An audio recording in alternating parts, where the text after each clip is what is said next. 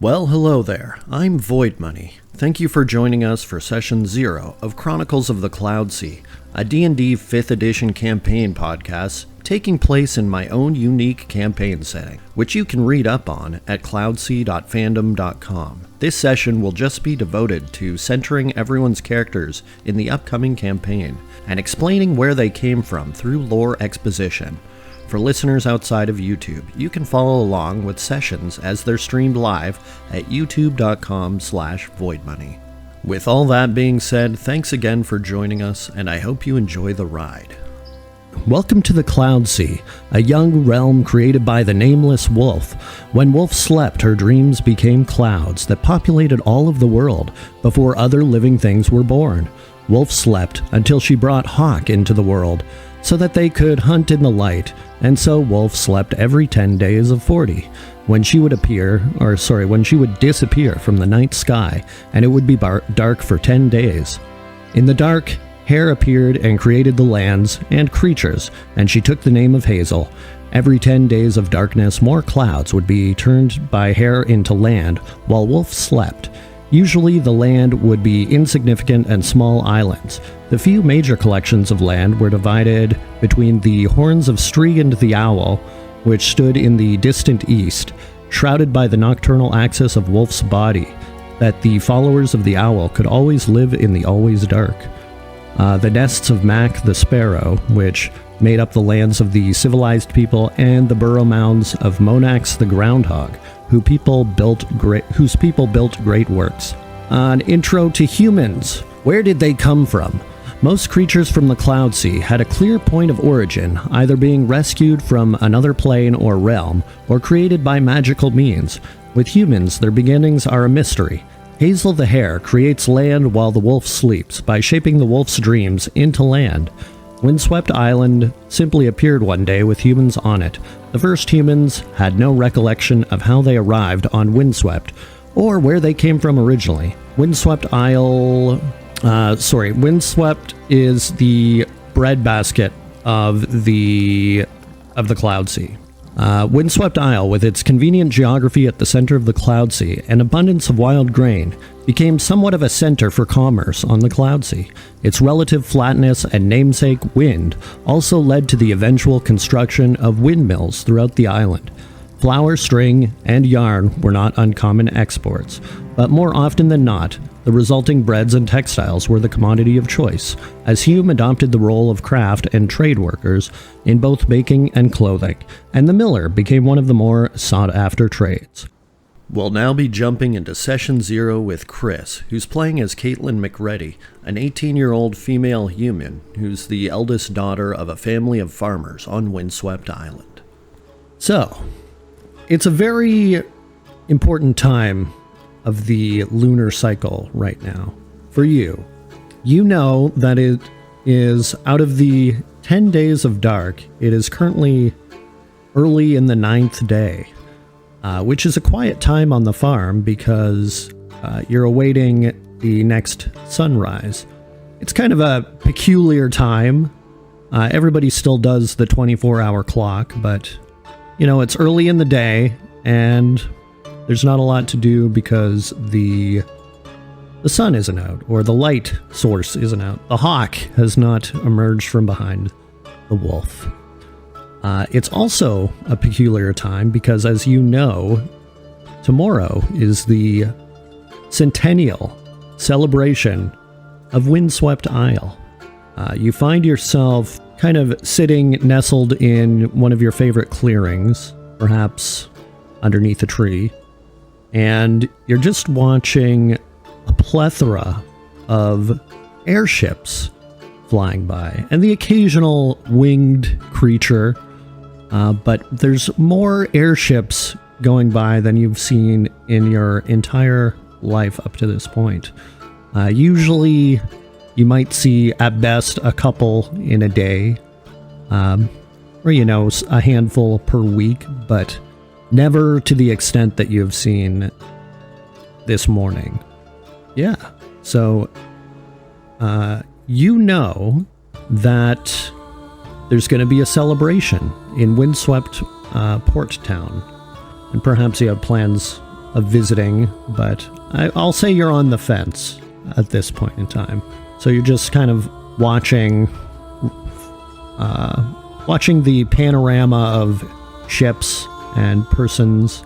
You know, occasionally you see a cart go by with people you recognize on their way to town, supposedly, carrying things they might sell at market.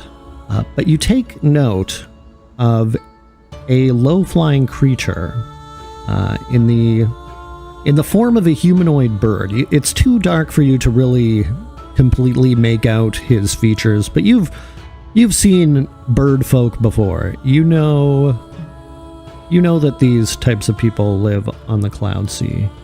You recall that in the horns of the Always Dark, there are a bird folk race called the Aarakocra, and you figure that this person must be a member of that race. Now, the creature is flying, I'll say, maybe 50 feet above the ground, and he's on a trajectory to pass right over you. So he passes over you, and as he passes by, you hear something rustle in the grass just behind where you're sitting. A little straighter, turn around, just sort of like get to my feet slowly, just keeping my eye on it. Okay, cool. You don't see anything, but you kind of have an idea of where the sound was coming from. Okay. I'm just gonna get out my shovel. I'm just gonna step forward to the grasses cautiously. Like the, tool extended, the metal end of the shovel pointing towards the grasses in case there's something that needs to get whacked. As you plunge into the deep grass, you hear the sound of something crinkling. Go towards the sound of the crinkling, suspiciously. As you reach into the tall grass, you find an envelope. Sealed but opened envelope, where the seal has been opened. Okay. Is there anything inside? There is a letter inside. Okay, I'm gonna take out the letter and I'm gonna read it, curious. You unfold the letter into, well, basically it's folded in thirds, and you unfold it into its regular form, and you see the words are written in common. Greetings, potential adventurer. It is with great honor that I, Carol Zillaru, the humblest of servants of the Hare, invite you to the centennial celebration of Windswept Island. Your local ferry services will be providing complimentary trips to and from Windswept Town, at the expense of the Nature and Goodness Preservation Society. It may come as no surprise to you that this centennial is a particularly special one, as no landmass of major significance has been formed from the Wolf's dreams since Windswept Island came into being almost 100 years ago on the morrow. It has, however, come to our attention that the wolf dreams are particularly potent this cycle, and the Hare has been hard at work preparing a landmass the likes of which have never been seen on the Cloudsea. A new, untamed wilderness of sorts. This new wilderness will be a special unspoiled land of vast resources for all sentient creatures. However, it has occurred to we at the Nature and Goodness Preservation Society that this vast land will require a new breed of adventurer to explore and tame its immeasurable expanse for the betterment of all the Cloudsea peoples. And this is where you come in. We extend our invitation to all would-be explorers to join us at Windswept's Centennial Celebration, where people from all across the Cloudsea will eagerly await the coming into existence of the new wilderness as the wolf wakes. In Clouds and Dreams, Carol Dream Petal Zillaru, first seat of the Nature and Goodness Preservation Society. Addendum: adventurers with their own means of travel are asked to use the provided ferry services, as there will be no space at Windswept Port for private vessels. Citizens with wings capable of flight are, of course, cautioned to only undertake flying a safe distance. Okay, so I read all of that, and I just kind of let out a sigh, because that means that there's going to be a few weird travelers coming to the island if this is going on, because, you know, if this is attracting attention, that means we're going to get a lot of tourists pretty soon, so it's just something our family will need to be made aware of, I guess. Indeed. And you also know that your family is going to be expecting you as the eldest child to represent their fine goods in the market at the Centennial celebration. All right, well, if somebody's got to do it, I guess it's going to be me. Fine. I guess I'd better get back home, because I've been taking enough of a break. There are things we need to do, and my parents need to know about the fact that this is going on. Alrighty. And with that, that was faster than I thought it would be. With that, we will call it a session. Moving on, we'll now briefly look at the Mantle region. The Mantle Core. The lowest level of the Horns is the subterranean realm of dualistic extremes known as the Mantle. At the center of the Mantle is the Mantle Core, a mysterious sphere of magma which ripples, shivers, and undulates, coming apart and reforming as a molten sphere of varying sizes and densities, always changing form unpredictably.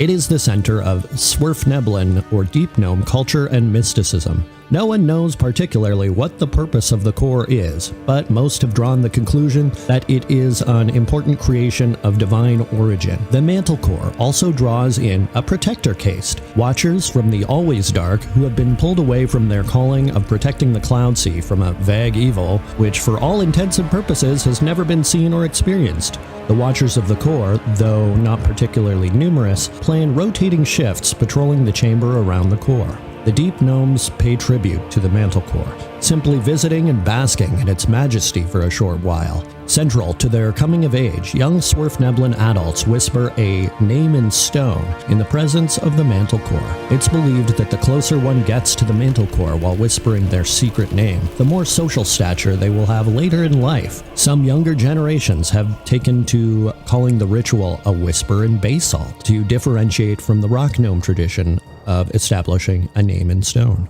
Then we have the area around the Mantle Core, which is called the Steam Tubes. Surrounding the Mantle Core are a network of large tunnels with either magma, running water, or steam being transported in no particular pattern throughout the complex web. Swerfneblin are commonly needed to traverse the tubes, but those who have done it enough will get a sense of the shifting and hard to identify patterns of change between which resources moving through the depths of the Horns, and when. Deep Gnomes harvest the various resources for their own machinations, as well as divert the flows in spots for their own utility. As such, there are many outposts of a gnomish make throughout the tubes. Then there's the Mantle Ward, the largest city on the Cloudsea. Mantle Ward is the Deep Gnome settlement below the Mantle Core. It is built of impressive stone structures with numerous high vaulted ceilings, arches, domes, or otherwise massive works that don't really get associated with gnomes very often. In devoted fashion, the Swerfneblin attribute their successful society beneath the Horns to the Mantle Core's blessings. Being a large city of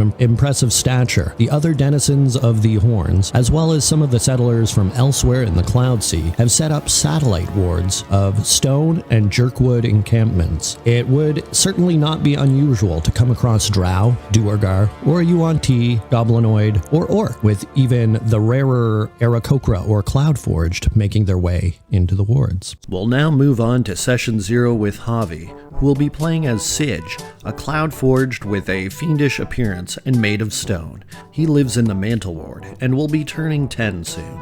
You were created in the Mantle Core, the Mantle Ward actually.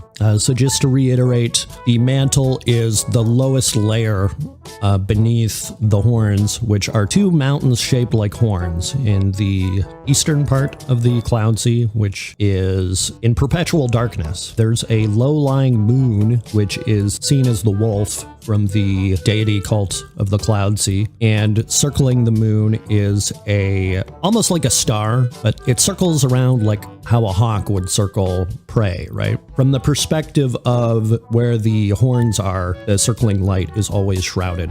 So you can draw the conclusion it's pretty close to the moon, actually. And people call them the wolf and the hawk. But they also refer to their deities that way. But anyways, you were created by a deep gnome of Mantle Ward. He never told you his name. He just created you and introduced himself as your master. He actually taught you a few languages as well. Common, Deep Gnome, Gnomish, and one language that he didn't say the name of, but you know that language as well. And you learned all of this in your first year of life. So basically, he gave you a good education. He also asked you to never leave the housing area that you're in. So basically, to describe this area, it's basically a workshop, a very modest workshop. Like, you don't see any signs of other constructs, but there are a lot of little things that he fidgets with. You see a lot of stone work as well, like stone tablets seem to be a recurring theme around the workshop. And it's a small space. Not leaving the space, you do feel somewhat restless. And there's also an upstairs, which is a small space, and the windows are boarded up, but there is a peephole that looks out to the streets where you see the vague shapes of other deep gnomes. You know, they're quite small, so they're kind of difficult for you to really get a sense for what they look like. You just know they're the same race as the master. You also have a food source, which is stone, which he keeps piled in the corner. You basically eat one fist-sized stone a day, and that keeps you going. Otherwise, you don't need to sleep or use the bathroom. You're a construct. You're a cloud forged. For rest, all you have to do is kind of meditate passively for 4 hours a day in a still state. But you can, if something happened, you can get out of that state instantly. It's not like you're going to be disassociated from where you are. The master had a pretty vague existence. He leaves once a day. Actually, for most of the day, he's gone. And then he comes back. Not really any explanation of where he went. But one day, he leaves and he never comes back. So remembering his command to never leave,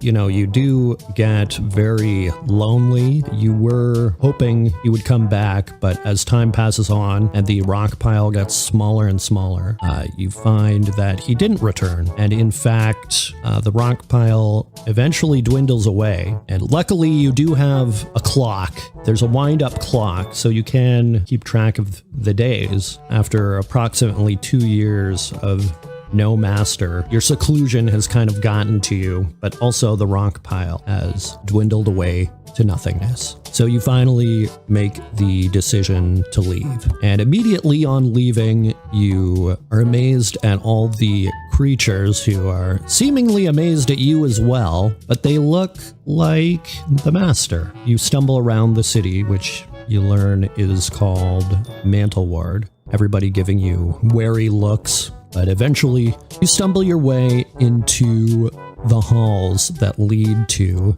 the Mantle Core.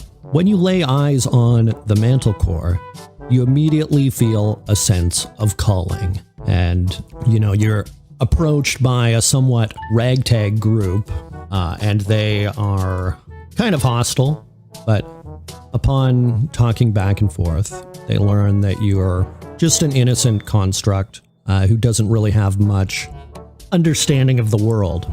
But you tell them that you feel a calling from the Mantle Core, but you don't quite understand it. And they actually express excitement about that, explaining that they too felt the calling. And as such, they are 3 of the Watchers of the the Watchers of the Core, and you end up joining their group. We are going to jump into the skit I prepared.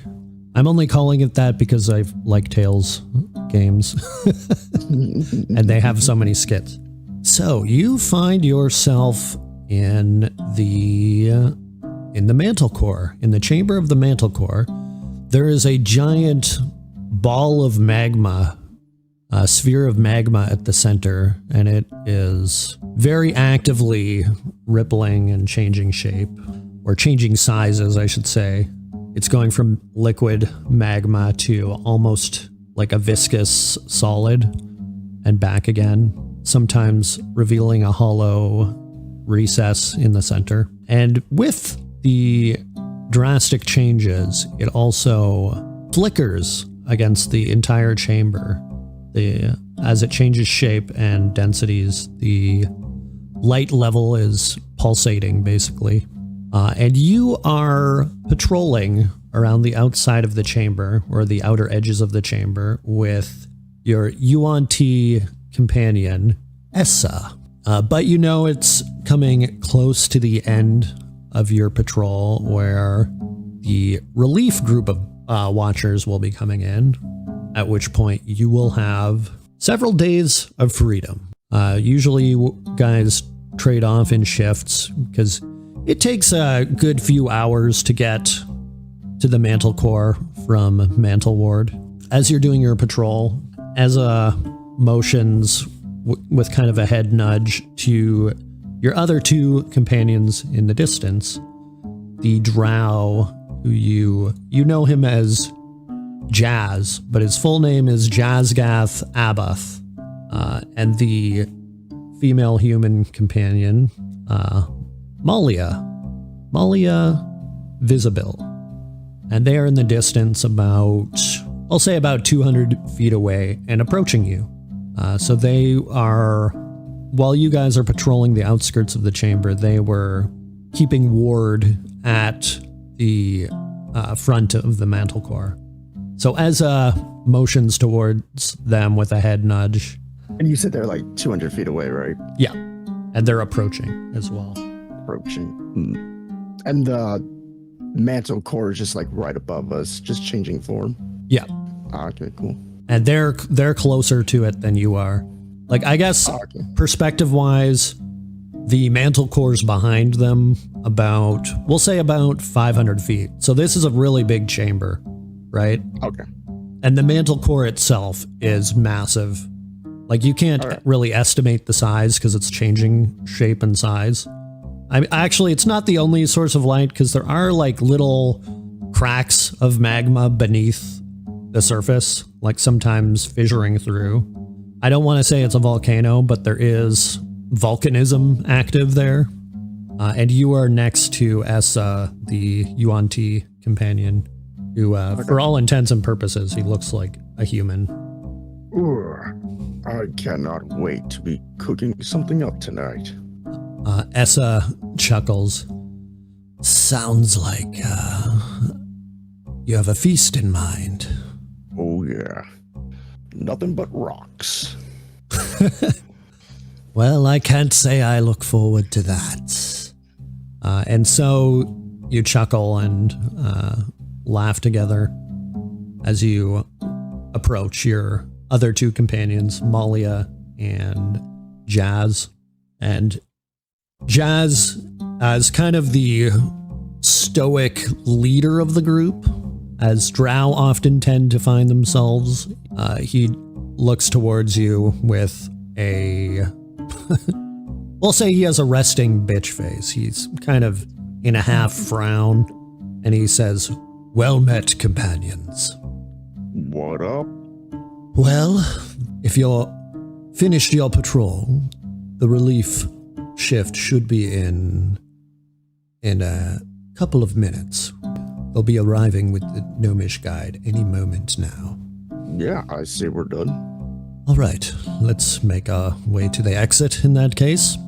So you move towards the south end of the Mantle Core, chamber rather, where there is a path leading to a set of tunnels. And you enter the tunnel, and a small figure can be seen approaching you. And as you get closer, his form is revealed as a unusually pale gnome, from your understanding. He has kind of a grayish tint But he is the deep gnome who you only know as Pit Gazer. Pit Gazer. And he approaches the group and says without introduction, "Right, just about ready then, are you?" Yeah. And as he sits there kind of grumbling, or stands there kind of grumbling, the other crew who he guided in, a group of 2 drow and 2 Yuan-Ti, they kind of just nod to you and pass by, perhaps exchanging handshakes and fist bumps as they go. But you don't exchange words. You're tired, so you don't want to talk to them. And they get it because they are about to do the same. But regardless, they pass through.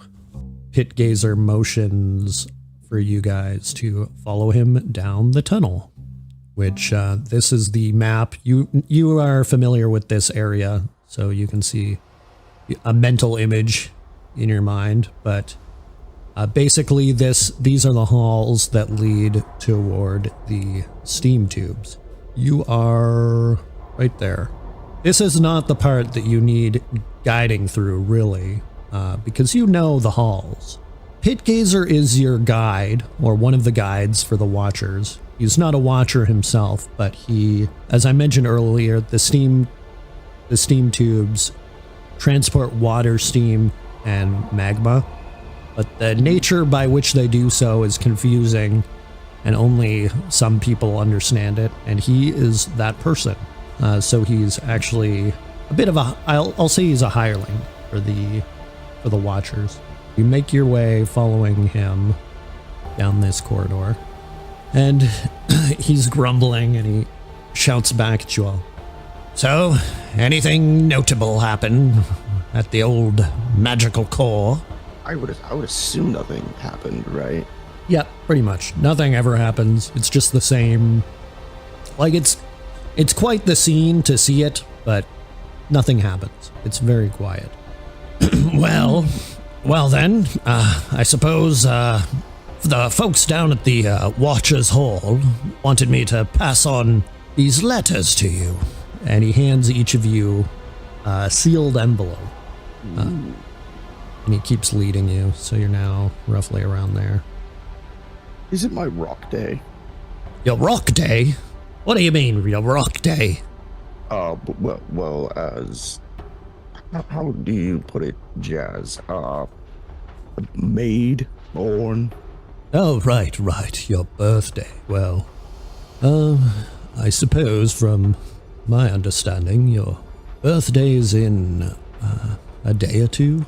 I wonder what's inside the envelope.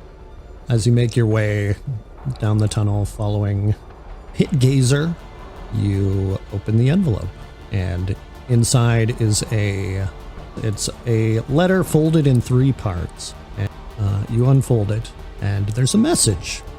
"Greetings, potential adventurer. It is with great honor that I, Carol Zillaru, the humblest of servants of the Hare, invite you to the centennial celebration of Windswept Isle. Your local ferry services will be providing complimentary trips to and from Windswept Town at the expense of the Nature and Goodness Preservation Society. It may come as no surprise to you that this centennial is a particularly special one, as no landmass of major significance has been formed from the Wolf's Dreams since Windswept Island came into being almost 100 years ago on the morrow. It has, however, come to our attention that the Wolf Dreams are particularly potent this cycle, and the Hare has been hard at work preparing a landmass the likes of which have never been seen on the Cloudsea, a new untamed wilderness of sorts. This new wilderness will be special, unspoiled land of vast resources for all sentient creatures.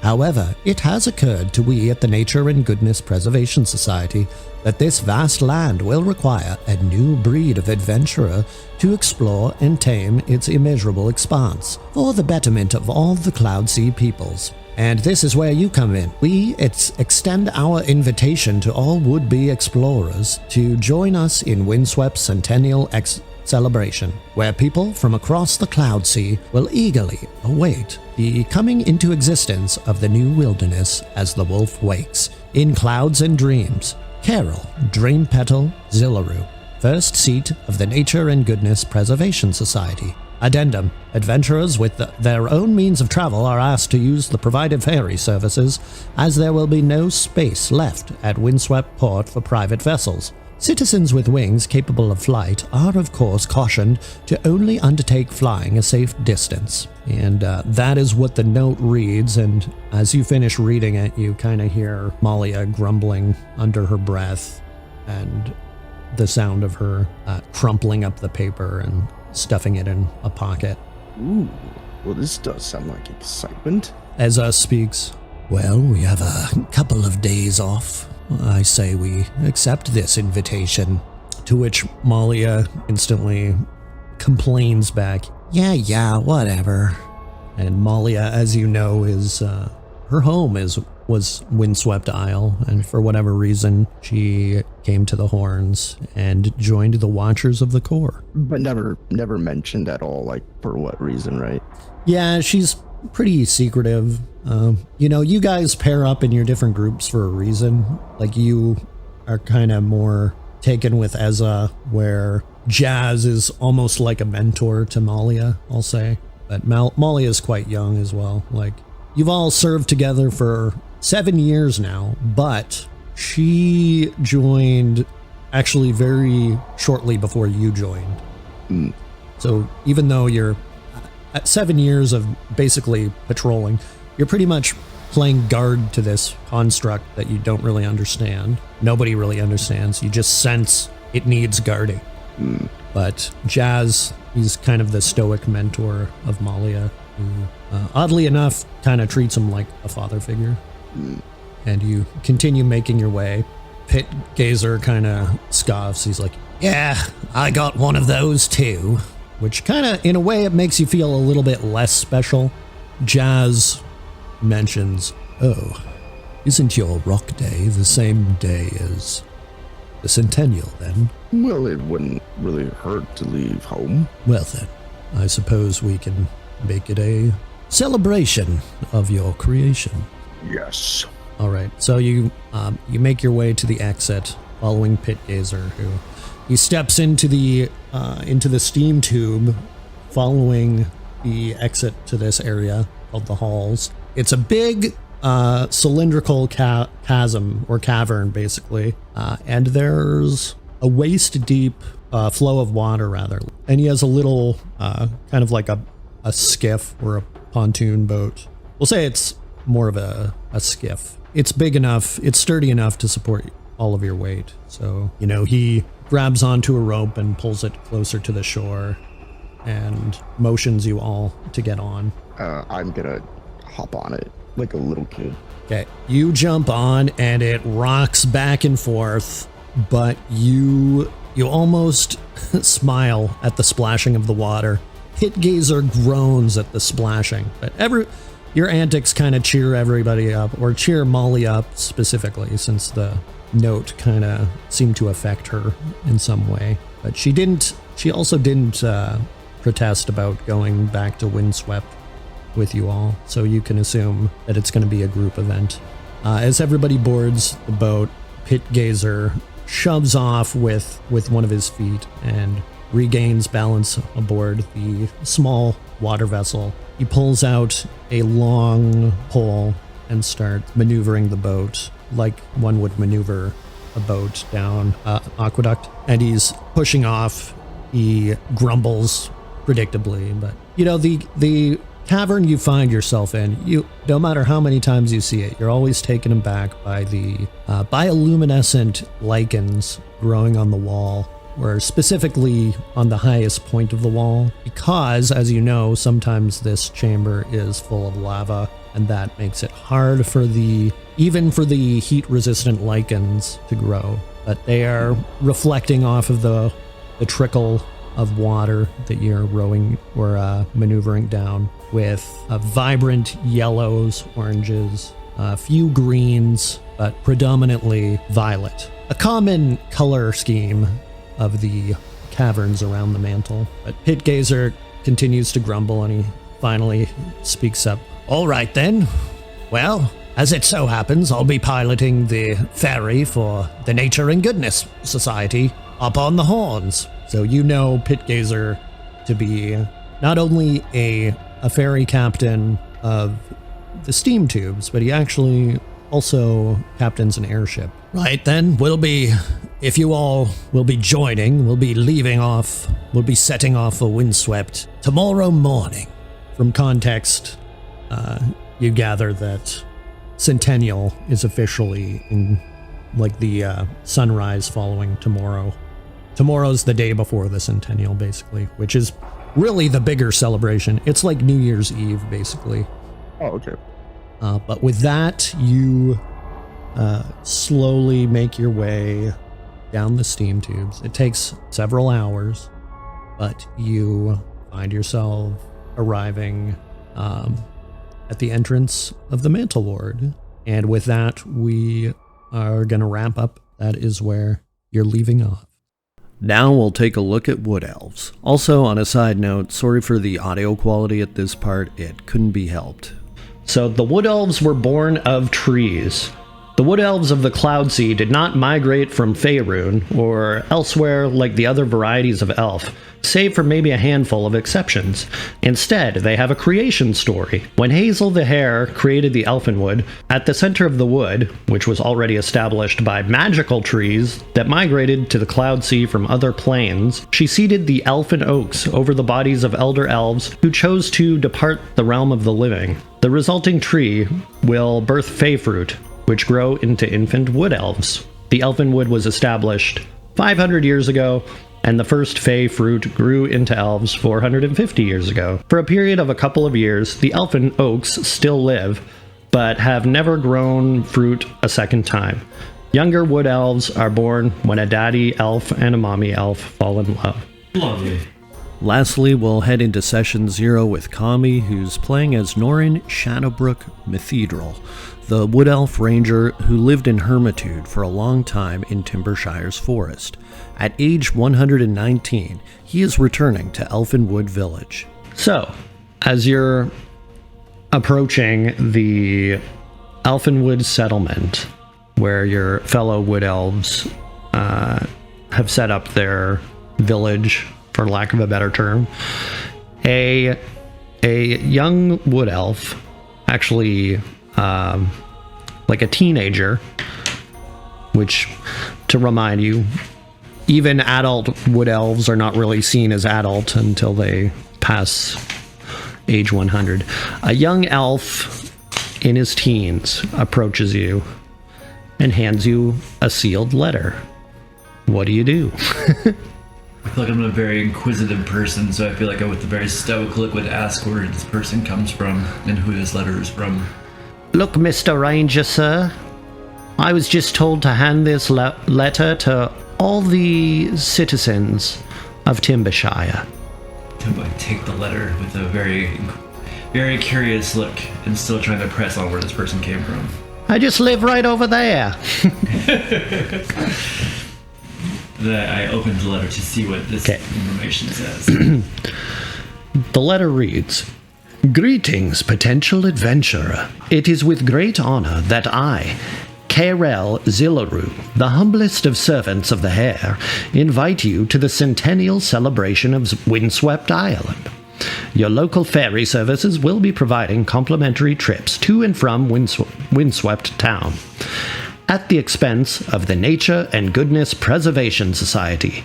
It may come as no surprise to you that this centennial is a particularly special one, as no landmass of major significance has been formed from the Wolf's dreams since Windswept Island came into being almost 100 years ago on the morrow. It has, however, come to our attention that the Wolf dreams are particularly potent this cycle, and the Hare has been hard at work preparing a landmass the likes of which have never been seen on the Cloudsea, a new untamed wilderness of sorts. This new wilderness will be special, unspoiled land of vast resources for all sentient creatures. However, it has occurred to we at the Nature and Goodness Preservation Society that this vast land will require a new breed of adventurer to explore and tame its immeasurable expanse. For the betterment of all the Cloudsea peoples, and this is where you come in, we extend our invitation to all would-be explorers to join us in Windswept's centennial celebration, where people from across the Cloudsea will eagerly await the coming into existence of the new wilderness as the wolf wakes. In Clouds and Dreams, Karel Dreampetal Zillaru, first seat of the Nature and Goodness Preservation Society. Addendum: adventurers with their own means of travel are asked to use the provided ferry services, as there will be no space at Windswept Port for private vessels. Citizens with wings capable of flight are of course cautioned to only undertake flying a safe distance. And you pocket the letter, and that's where the session ends. So good. He has a nickname? Dream Petal. So yeah, that's the start to the Chronicles of the Cloudsea. Just transition to the exact same picture. Now I'm picturing it's like I'm 125 and it's been about 100 years, so it's like I was too young to really appreciate when those things were happening. Yeah, you were. I was a child. I was just a baby. Exactly. And now I get to experience this new landmass for the first time. This is very exciting. It is exciting. And with that, we will close up the stream, and we'll be back. I don't know when, but we will be back. Bye-bye. Night, everyone. Thank you so much for listening. All images were created using Midjourney, and maps in this session were created by me. You can find links to everyone's respective projects in the video description on YouTube. Music is from Tabletop Audio, except for Sije's music, which were Fluffing a Duck and Unanswered Questions by Kevin MacLeod at incompetech.com. Licensed under Creative Commons. Thanks again, and please consider following this podcast and sharing with your friends. Bye-bye for now.